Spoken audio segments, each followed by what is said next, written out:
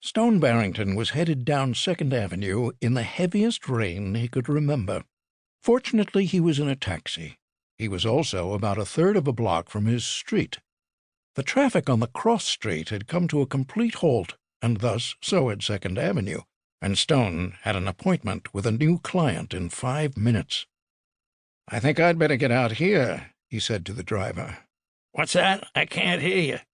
The rain was hammering on the cab's roof, making a horrific noise. "I'm going to get out," Stone shouted, shoving some money through the plexiglass screen.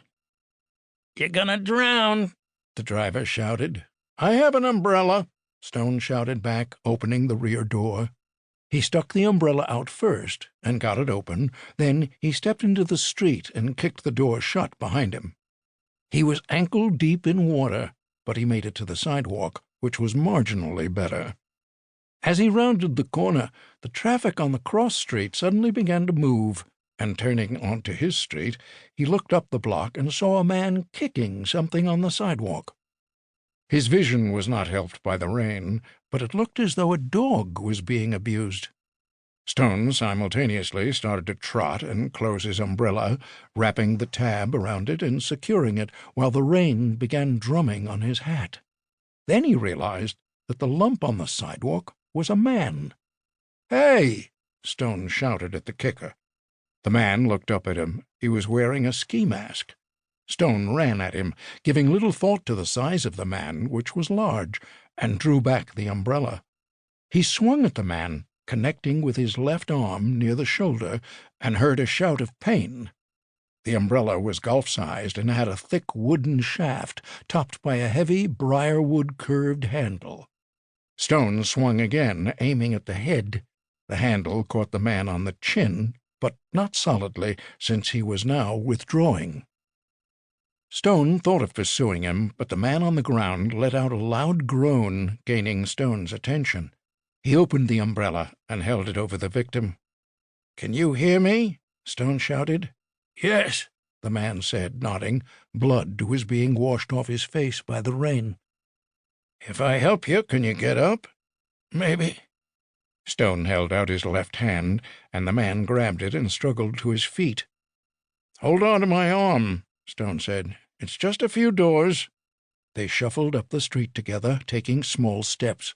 At the door, Stone found he couldn't ring the bell without letting go of the umbrella, so that was what he did. He leaned on the bell and heard a continuous ringing. A moment later, Joan Robertson, his secretary, opened the door, sized up the situation, and took the man off Stone's hands. He grabbed the umbrella, closed it, and stepped inside.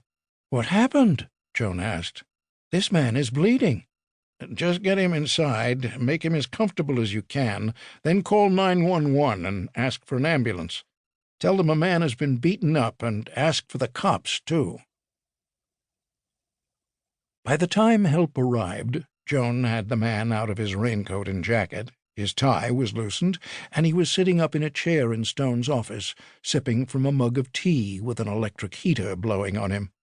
The EMTs arrived first and gave him a quick going-over. "I don't think anything is broken," said the woman in charge of the team, "but it's a good thing you arrived when you did, or the man might have killed him." The two cops stood by. "Our turn now." "Sure," the woman said. "He doesn't need to be transported. Whatever the lady put in that tea is probably as good for him as anything we've got in the wagon." Stone walked them to the door while the cops started asking questions and taking notes. Soon they finished and took their leave. All that Stone had heard of the conversation was the man's name. "You're Shepard Troutman, is that right?" "He's your 11 o'clock, Joan said. "He was on time, too." She had tucked a blanket around him. "He looks like he's about the same size as Peter," Stone said, referring to his grown son, who lived in Los Angeles. "See if you can find him a robe in Peter's closet." Joan headed upstairs to Peter's room, and Stone sat down on the sofa across the coffee table. "Mr. Troutman, do you feel like talking a bit?" he asked. "I guess I can rub a few words together and make simple sentences," he said. "But don't ask me to do any math." That's okay with me, Stone said. But with all the excitement, I can't remember why we're meeting. Who sent you to see me?